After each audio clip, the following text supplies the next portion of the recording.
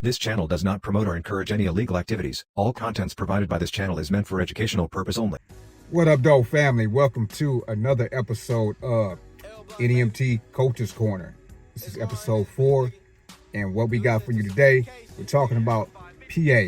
What up, though, PA? What up, though, to 215 and 267? And without further ado, let's get into the video. How to start your NEMT business in Pennsylvania. So what up, though, family? Welcome back to the channel. Welcome back to another episode of NEMT Coach's Corner. You're rocking with your host, Dante. I am the homeschool dad, and this particular series is designed for people that's interested in starting an NEMT business in your state. And we have a video for you, which we're talking about how to start your business in Pennsylvania. You know what I'm talking about? So let's go over the steps. Let's teach you on what are the steps to getting started in the great state of Pennsylvania. Now, the first things first, without speaking about anything else, what is NEMT? Non-emergency medical transportation or private transportation.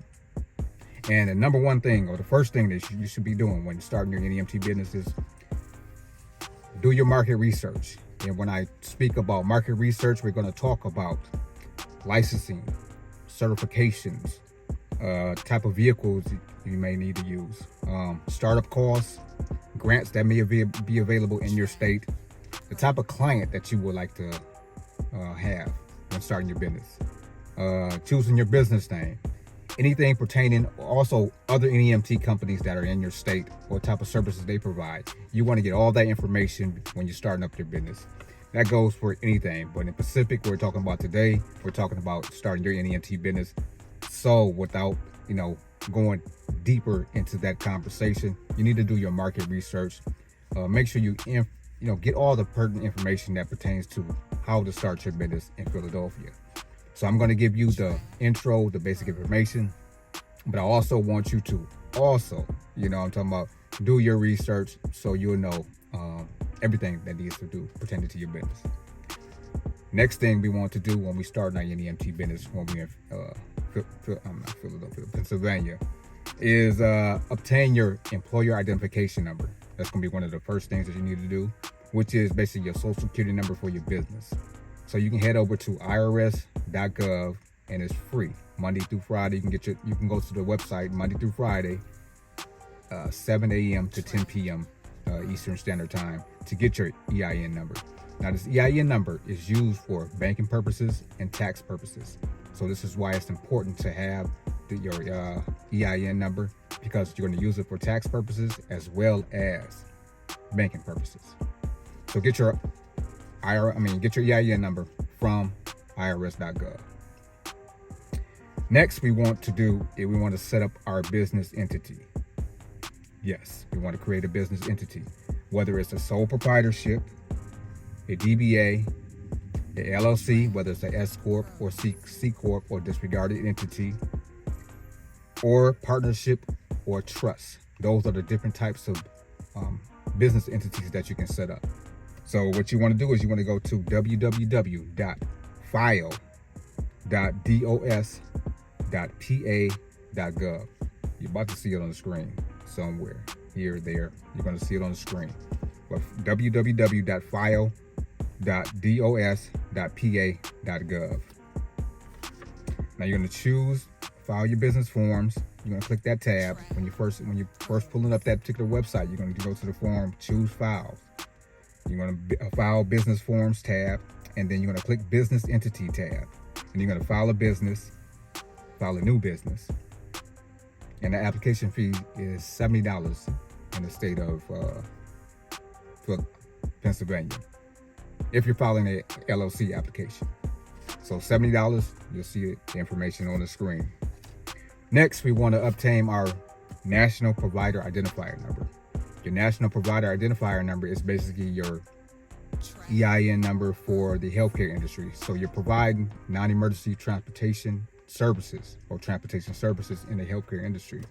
So you need to obtain your NPI number if you're going to work with brokers or insurance companies. And so you can get that particular NPI number from CMS. That's www.cms.org. And this is basically your NPI number is the number that you're going to need for providing a non-emergency medical transportation or non-medical transportation. Next, we want to talk about choosing the ideal client. Now, there's several different clients out there. You can do student transportation. You can do physical therapy. You can do dialysis. You can do discharge from, hospitals and ERs. You can do airport. You can do ambulatory. You can do gurney. You can do stretcher.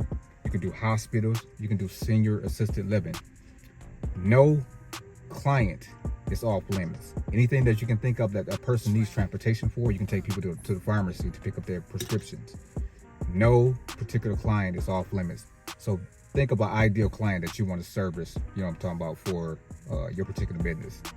It can be 1, 2, 3. You can service all of them, but I would personally, niche it down to basically a few different type of clients that I'm going to service on a day-to-day basis. After you choose your client, next we want to fill out our provider enrollment form. Now, what is a provider enrollment form? A provider enrollment form is basically informing the state of Pennsylvania that they're providing transportation services in your state. And these are the type of services that you offer. Whether it's wheelchair, whether it's ambulatory, whether it's gurney, whether it's stretcher. You're going to inform the particular state that you're in, which is Pennsylvania, that you are providing transportation services. So you have to fill out the application. And you can go to, we're going to put it on the screen, but you can go to www.provider.enrollment.state.pa.us. That's crazy, ain't it? Did you hear what I just said? Let me go over it one more time. www.provider.enrollment.dpw.state.pa.us. I'm going to put that on the screen because you're going to have to see that. You know what I'm talking about? You're going to have to see that. But you're going to fill out your provider enrollment form. And this is to inform the state of Pennsylvania that you're providing transportation services. Next, you are not, I repeat, you are not a broker state. So you are not required to partner with a broker unless you're in the city of Philadelphia. The city of Philadelphia is state regulated, so you have to partner with a broker. For all the surrounding counties, you are not required to work with a broker. So you can do private pay, or you can access Medicaid and insurance companies on your own. You do not have to partner with a broker. But if you are within the city of Philadelphia, fortunately or unfortunately, however you see it, you have to partner with a broker. So when you partner with a broker, Modif Care, we're going to put that on the screen. Modif Care is a broker that's partnered in your particular city. So if you're in that particular city in Philadelphia County, every county outside do not have to broker. This is called basically a hybrid model, and their website is, I'm gonna put it on the screen, but it's Modif Care, www.modifcare.com. And so what you want to do is you want to partner. If you're in the county of Philadelphia, you have to partner with Modif Care in order for you to get clients and working with Medicaid. So if you do not plan on working with Medicaid or Medicare, then that'd be obsolete to you. You can just do private pay. But if you want to get that check, talk about if you want to work with brokers, or if you want to get clients from Medicaid or Medicare, then you're going to have to partner with brokers if you are in the city or the county of Philadelphia. Then I want to give you some information. Next, we're going to do certifications. Certifications that you're going to need. CPR certification first. So you can go to Red Cross. That's www.redcross.org to get your CPR certification. Any driver whether it's you as the owner or a driver that you hire or driver that you contract with, should have a CPR certification. Somebody that has the basic minimum medical certification to administer to your clients. So you can go to www.redcross.org and take the online or 2-hour course is a cost roughly around $70 to $100. Next, we want to head over to get your PASS certification. That stands for Passenger Assistant Safety Sensitivity Training. And this particular training teaches you wheelchair safety, securement training certification, and is valid for drivers for 2 years. It also teaches you lift operations if you have a wheelchair lift. They have virtual classroom training, PASS Basic 7.0 hour online self-paced, teaches techniques for training PASS 2-hour online course. Trainee attends a 1-day virtual PASS trainer Zoom course. Upon completion, follow-up training session, one-on-one wheelchair securement. So if you didn't follow me, you're basically learning how to properly secure your clients in the vehicle. You also are taught defense training, driving training, and more. So head over to www.ctaa.org. Again, that's www.ctaa.org for your PASS certification. And that costs roughly around $750 for that particular course.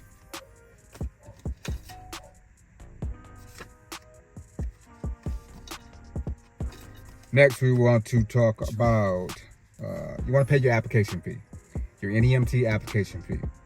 So if you want to do business in the state of Pennsylvania, each business requires you to pay an application fee. And that application fee for your particular company or business would be $688 in the state of Pennsylvania. You can go to www.pa.gov and you find the NEMT or private transportation tab, and you can submit your application. But do not submit the application until you do everything else, such as getting your NPI number, your PASS certification, CPR certification, because if not, you're going to get rejected. And guess what? This particular application fee is not refundable. So just so you know, make sure you do everything that you need to do before you submit that application.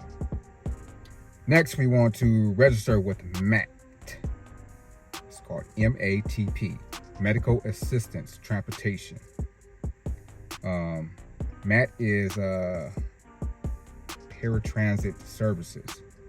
So in the particular state of Pennsylvania, you have to register with MAT. And what you do is you go to www.matp.pa.gov. And that's the MAT, Medical Assistant Transportation Paratransit Services.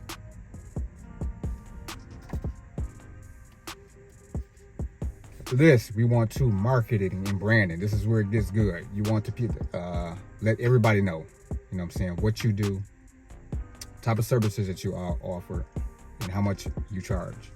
So this is where marketing and branding comes in, and you got to get creative when it comes to this. So you want to create brochures. You also want to have a website. If you want to have a website that incorporates everything that you're going to need, there's a company called Whole Route. They implement the dispatching software where they can book the trips on the website, and they also have the payment processor that captures the payment as well. So you might want to visit their website if you're looking to have a website built, or you can just do it on your own.